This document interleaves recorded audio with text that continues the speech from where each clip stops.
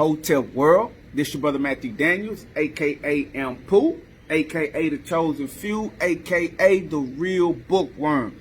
I'm not a bookworm, I'm the real bookworm. Make sure you get it right. And as always, world, may your name live on forever, and may your memory never die. Hotel, cheers to that.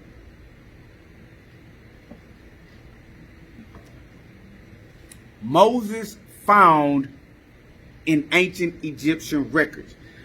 Today, I'm going to be talking about something that's in this book, Berosus and Manetho.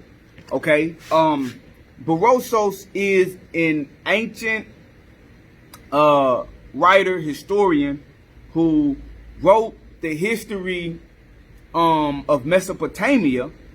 Okay, and Manetho is an Egyptian who wrote the history of Egypt. Right now, both of these guys lived in a time period around 300 BCE. Okay, so that is around 2,300 years ago.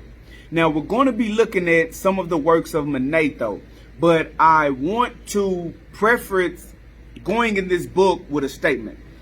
The actual works of Manetho, he wrote several works, but the one we're going to be looking at is his history of Egypt.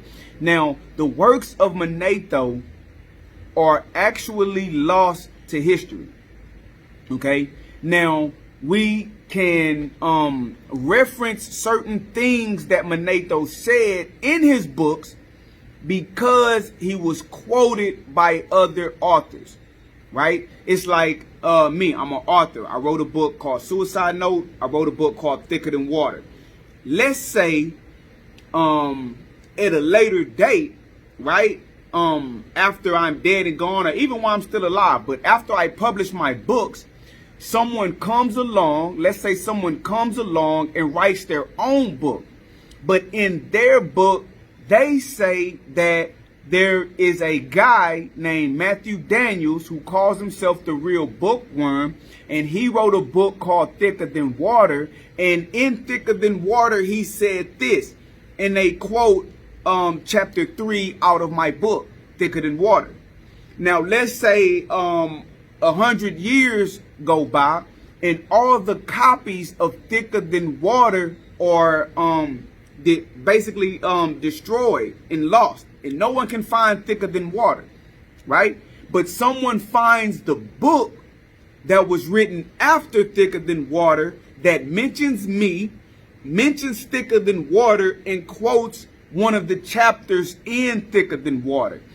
You will not be able to recreate the entire book Thicker Than Water, but you can recreate one of the chapters because it was quoted in another book. Okay, so that is what happened with the work of Manetho. His works are lost, but some of his works are quoted in other people's works. So the first thing that we have to understand is what we're doing is we're taking the word of the individual that quoted him in order to have an understanding of what it said. Now, inherently, there's some problems involved in that, and I don't think I have to explain to y'all what those are. The individual could be lying, right? He could be misquoting, he could be writing something wrong, and he could be just giving his interpretation of what was said as opposed to actually line for line, word for word, sentence for sentence, quoting him. You know, so with that being said, this is the best that we got. So there are problems that one could point out with this, but this isn't a lecture about Manetho. I just wanted to tell you guys that what we're going to do for the sake of this video, we're going to assume that he was quoted correctly. Now, the part that we're going to be looking at in the history of Egypt by Manetho was actually quoted in a book by the Jewish historian, the first century Jewish historian named Josephus. He wrote a book called Against Apollyon, where he was basically combating in his work all of the individuals that had negative things to say about the Jews, the Hebrew people. And so one of the individuals that he talks about in a negative manner, mind you, is Manetho. So what he does is he quotes Manetho, and then he debates against the statements and claims made by Manetho. So he quotes him for purposes of debating him, but it did us all a favor because we have those records today, because the books of Josephus actually survived, right? And he quotes an interesting part where Manetho talks about an individual named Moses, who was later called Moses. He had an actual Egyptian name that we're going to read and we're going to see, and he was actually later called Moses. Okay, now I want you guys to make your own decision about if he's talking about the Moses of the Bible or not. You know, I don't want to actually give you guys a conclusion. I just want to expose you guys to the information, right? That's basically what I'm doing with this video. I'm exposing you guys to the information. That's what I like to do with my videos as the real bookworm. I show you books. So without any further ado, we're going to go into a section out of Manetho's work, The History of Egypt, and we're going to see if Moses has been found in an ancient Egyptian document written by an ancient Egyptian scribe and priest, and sometimes called a prophet, right? So let's see what Manetho says about this Moses character. This should be interesting. Okay. Let's see, where should we start? Okay. Manetho's exact words are now as follows. So Josephus is saying that he is about to quote Manetho exactly. Manetho's exact words are now as follows. After those in the quarries had suffered for a long time, they asked the king to give them a separate dwelling place and refuge, the city of Varus, that had been deserted by the shepherds. He granted their request. According to religious belief, the city was from the beginning sacred to Typhon. Now, a little context. What he is saying is that there was a king in Egypt, right? There was a king in Egypt who, for his own purposes and reasons, he had gathered up all of the individuals that was living in Egypt, Egyptians and foreigners, right? He gathered them all up that had leprosy and various diseases and ailments of the flesh and sicknesses, okay? Because he wanted to purify the people, and he wanted to quarantine the healthy people away from the people who had sicknesses and illnesses. So he gathered up all of the people with leprosy and sicknesses, and he moved them all to a place, right, where there were rock quarries, to where they could do hard labor and work, quarrying stones and rocks for all of the great massive building projects in Egypt. And he placed those people inside of those quarries and made them work hard inside of those quarries, right? Now what he's saying is, after a certain period of time, these individuals in the quarries under the hard labor beseeched the king, beseeched the pharaoh to let them move from the actual living in the quarries to move to the city of Avaris, where the shepherds had inhabited. The shepherds that he is referring to is a group of Asiatics known as the Hyksos, who invaded Kemet, right, and conquered a certain area in the land of Kemet, and they ruled as kings until they were finally kicked out at the beginning of the 18th dynasty by a pharaoh named Amos I. Now, the Hyksos capital was Avaris, and after Amos kicked them out, that city was inhabited, but it basically was according to this, there wasn't a lot of people living there. So the lepers, several years later, several generations after these Hyksos were kicked out, these lepers and sickly people who were forced to work inside of the quarries, they asked, could they move to Avaris, where those Hyksos used to stay, And can they live and settle in that land because it was hard on them living inside of the quarries. And they say that that area was sacred to the god Typhon because Typhon is the Greek name of the Egyptian netter named Set. The Hyksos, when they invaded the land, they worshiped the Egyptian netter named Set. Set is Typhon. Typhon is Set.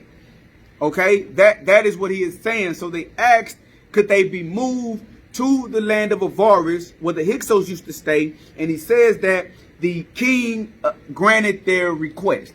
Okay, just so you can understand and follow the story. When they, the leprous individuals, when they had occupied this city and had this place as a base for revolt, they appointed Osar-Sephos. Osar-Sephos. Now, Osar-Sephos is the individual who would later have his name changed to Moses. Okay? So they appointed Osar-Sephos, said to be a priest of Heliopolis, as their leader. And they took an oath of total obedience to him. His first act was to legislate that they should not worship the gods or show reverence for any of the animals regarded as sacred by the Egyptians, not even the holiest. They should sacrifice and use all of them, and they should have nothing to do with any person except those who share in the oath. So he's saying that once these group of individuals who were sickly and leprous moved to the city of Avaris, right, they appointed a man who was a priest of Heliopolis, okay, a priest of Heliopolis, a city in Egypt. They appointed this man Osar, and I always forget how to pronounce his name, Osar-Sephos. They appointed him as their leader. And the first thing that he did is he made everyone in the area agree to an oath. Now, the major part of this oath was that no one was allowed to worship the gods of the Egyptians. And they were not allowed to hold sacred any of the animals that were held sacred to the Egyptians. And in fact, any of those animals that the Egyptians held sacred, they themselves who were with Osar-Sephos in Avaris, they would then sacrifice those animals that the Egyptians held sacred. And you see him trying to now draw a distinct difference between those people who were in Avaris with the Egyptians, even though some of those people were Egyptians and some of those people were foreigners. And they did this because of their disdain for the Egyptians and the Pharaoh for quarantining them and subjecting them to live in the quarries and work under hard labor.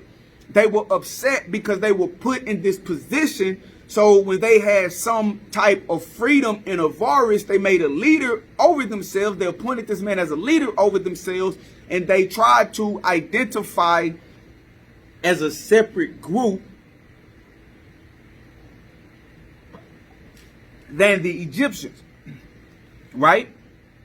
After imposing these laws and many others completely counter to Egyptian culture, he ordered them to put all hands to work fortifying the walls of the city and preparing for the war against King Amenopis. Osar-Sephos himself formed a council with the other unclean priests and sent ambassadors to the shepherds, those who had been expelled. So what they're saying is Osar-Sephos not only had them stop worshiping the Egyptian gods, he also imposed laws upon them that they should live by, right? And then he had them begin to fortify the city of Avaris because he was intending to go to war with the Pharaoh, okay? And in preparation for his war with the Pharaoh, he then sent ambassadors to the Hyksos who were kicked out several generations prior. And he sent ambassadors to them that we're going to see for the purpose of saying, I am going to go to war with the Egyptians. And he sought to make allies of them, knowing that they already had negative interactions with the Egyptians. They ruled in Egypt for a certain amount of time. They were warriors. They had bad blood with the Egyptians. And so he was saying, form an alliance with us, and together we can defeat the Egyptians. Okay, so he sent his ambassadors to the Hyksos. He explained to them what had happened to him and the other dishonored ones, and he asked them to join wholeheartedly in an expedition against Egypt. He offered first to lead them to their ancestral homeland of Vows and to supply their people generously with everything they needed to fight for them whenever necessary, and to give them easy conquest of the land. They were overjoyed, and all 20,000 set out eagerly together. They soon arrived at Vows. Amenophis, the king of the Egyptians, was deeply disturbed when he learned about their invasion, because he remembered the prediction of Amenophis, son of Pappus.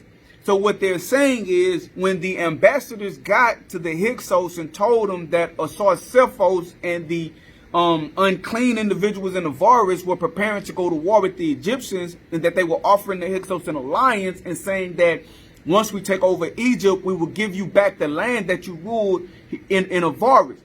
The Hyksos were overjoyed. And so they gathered up around 20,000 men and marched from the land of Canaan, that we know to be Israel today, because that's where they were exiled to, that's where they went. They came back to Egypt, 20,000 strong, formed an alliance with Asarsephos and the unclean individuals who had just came out of the quarries, and they plotted an attack on the Egyptians. Right? Now, the Pharaoh of the Egyptians at that time had previously received a prophecy and a prediction that something like this would happen. Okay? That something like this would happen, and that he would be deposed for a certain amount of time. So when he heard about the alliance and he heard about the Hyksos coming, he got afraid and assumed that this was the prophecy being fulfilled right before his very eyes. And so Manetho, according to Josephus, goes on to say, he first gathered the Pharaoh, he first gathered a great number of Egyptians and conferred with their leaders. He then sent all the most sacred animals in the temples to be brought to him. And he sent orders to the priests in each district to hide the wooden images of the gods as well as possible. He sent his 5-year-old son Sethos, also called Ramesses, named after Amenophis, father Rapsis, away to a friend. Amenophis himself set out across the country with 300,000 of the best Egyptian soldiers. Although they encountered the enemy, he did not join battle, because he thought he should not fight against the gods. He turned back and arrived at Memphis, where he collected apis and other sacred animals that had been sent to him there, and he immediately set out for Ethiopia with his whole large army of Egyptians. So what they're saying is, the Pharaoh of Egypt, when he heard about this alliance, he gathered up a lot of Egyptians, he gathered up his army, and he marched out to fight against them. But he got cold feet when the battle ensued, and he didn't join in the battle with him because he did not want to fight against the gods. I told you, he had already received a prophecy that these people would dominate and rule over the land for a certain amount of time, and that this was the will of the gods. Because of some previous stuff that had gone on, the Egyptian was supposed to be punished by God. So he didn't want to fight against the gods. So instead of joining in battle against Asarsephos and his group, and the Hyksos and their group, he gathered up some of the sacred animals so that they would not be slaughtered and killed. And he took a major portion of his army. He retreated further into Africa to the land of Ethiopia to hide out. And Manetho goes on to say, the king of Ethiopia was in his debt. Amenophis and all his people were welcomed there, and the Ethiopian king gave them all the produce they needed. He gave them enough cities and villages to live in for the predicted 13 years of exile. So the king in Ethiopia was already in debt to the Pharaoh of Egypt. So when the Pharaoh of Egypt showed up, he welcomed them with open arms, gave them cities to live in, gave them food to eat, and he gave them enough supplies to last for the 13-year exile. Because the prophecy stated that the invaders would be in charge for 13 years. So the Pharaoh in Egypt wanted to just hide out for the 13 years. He didn't want to go against the plan of the gods and fight against the divine judgment of the gods, right? So he was exiled in Ethiopia for 13 years while Sarcephos and the Hyksos ran rampant. He also posted an Ethiopian army on the Egyptian frontier to guard Amenophis and his people. Such was the situation in Ethiopia. Meanwhile, the army that had come back to Egypt and joined with the unclean Egyptians treated the people so impiously that their previous occupation as shepherds seemed like a golden age to those who saw their current sacrileges. They not only burned cities and villages, plundered the sanctuaries, and befouled the images of the gods, but they also kept the kitchens going to cook the sacred animals that the people revered. They forced priests and prophets to slay and butcher the animals, and they threw the men out naked. It is said that the man who gave them their constitution and laws was a priest of the people of Heliopolis named Sarcephos, from Osiris, the god of Heliopolis. When he changed his allegiance, he changed his name and was called Moses. Okay? So while the Pharaoh in Egypt was exiled in Ethiopia, Sarcephos and the Hyksos was vicious in the land of Egypt. They murdered the sacred animals. They murdered people. They beat people. They made them walk through the streets naked. They burned down cities and they burned down villages.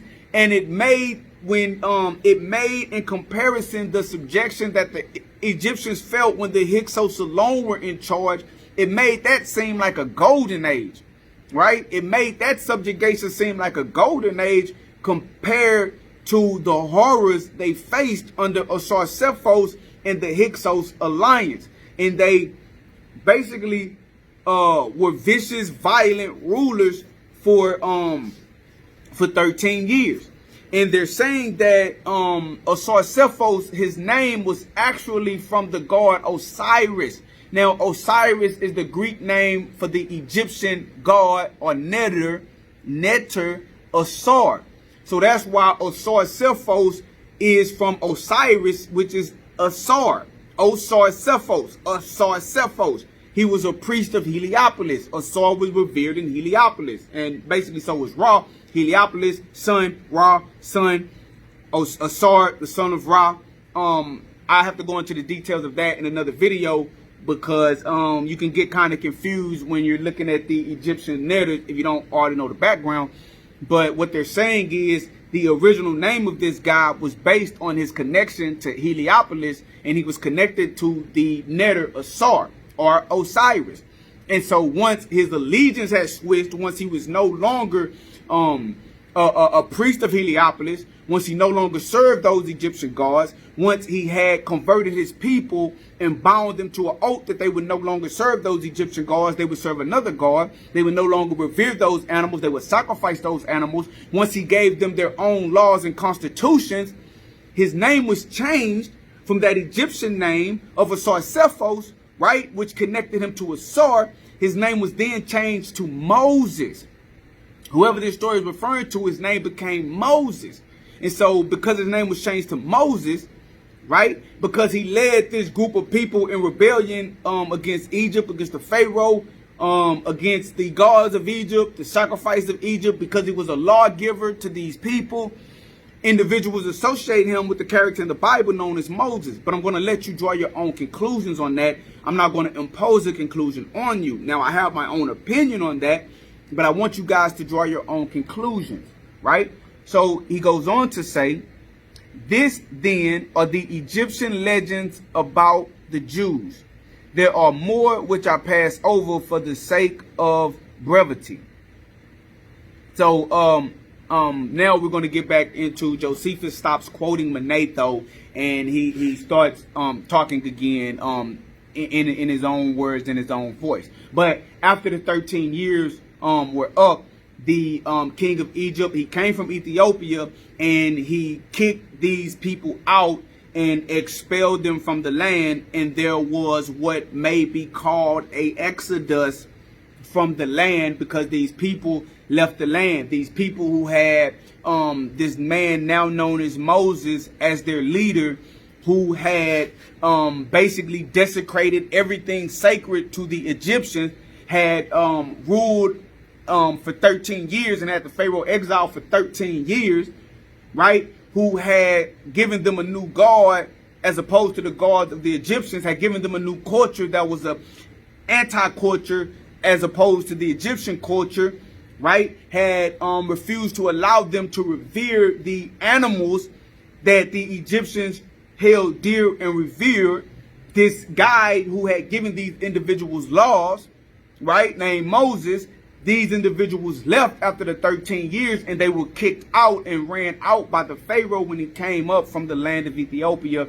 And those individuals and those Hyksos, they went back to that land of Canaan, right? That land that is now known as Israel today.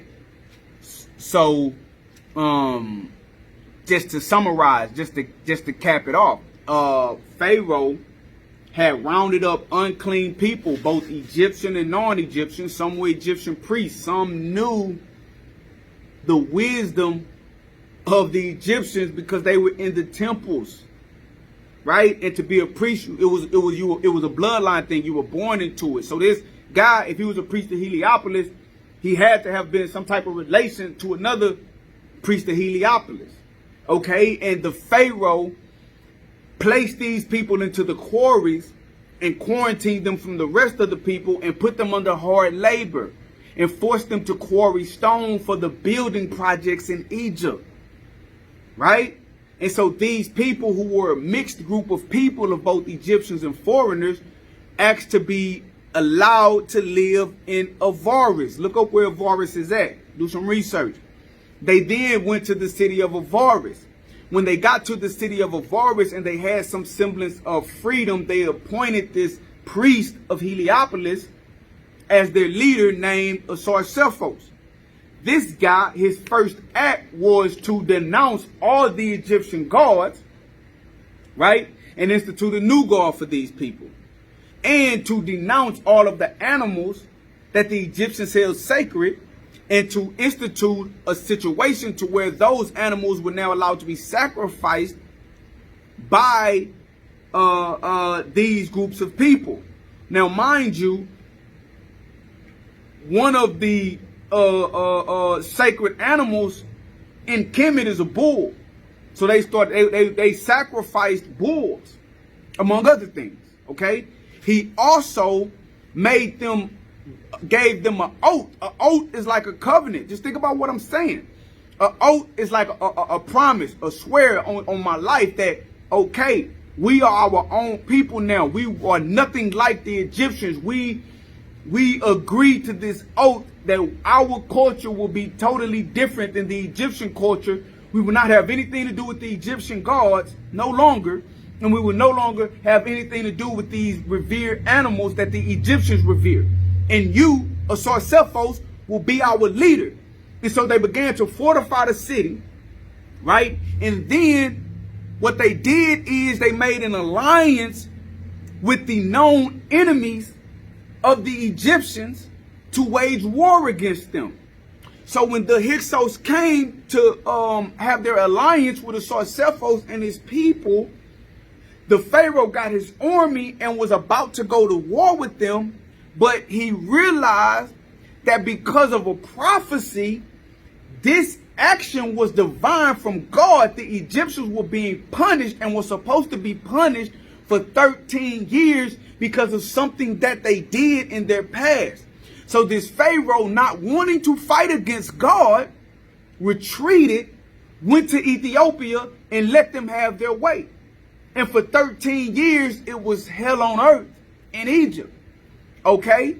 And after these 13 years, right, and in doing these 13 years, this guy who was their leader of Sarcephos, they say that this guy, he changed his name to Moses. And then after the 13 years, the Pharaoh and his armies came up from the land of Ethiopia and kicked these people out, ran these people out of the land of Egypt. Okay, so you be the judge. Has Moses been found in Egyptian literature? Is this a legend? Is this a myth? Was Manetho just lying? Is Josephus lying on Manetho? You know, draw your own conclusions. I just want to put that out there. Interesting story. Interesting story. Right? These leprous people.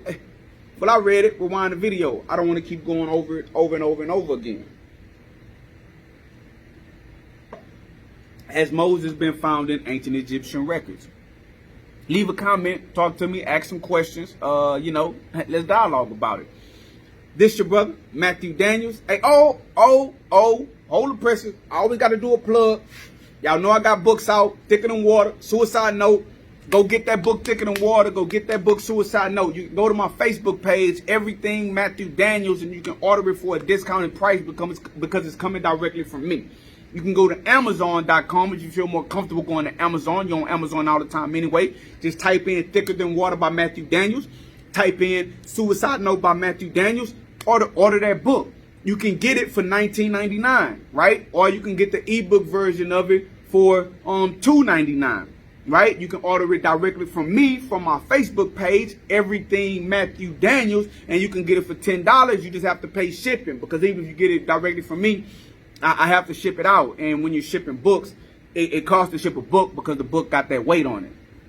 You understand what I'm saying? So I apologize about that, but I have to charge for the shipping just to cover my own cost. But you can get it for $10 on my Facebook page, $19.99 on Amazon. If you're more comfortable with Amazon, they'll ship it right out to you. I'll ship it right out to you. Or if you don't like paperbacks, you can get it for $2.99 in the ebook version.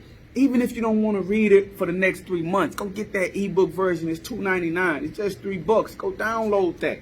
Download that, man. Support what I got going on. All right. Thank you guys for watching. Thank you guys for listening. This your brother, Matthew Daniels, aka Ampool, aka the Chosen Few, aka the Real Bookworm. I'm not a bookworm like the rest of these guys. I am the real bookworm. Make sure you get it right. And as always, world, may your name live on forever, and may your memory never die. Hotel, cheers to that. Peace, I'm out.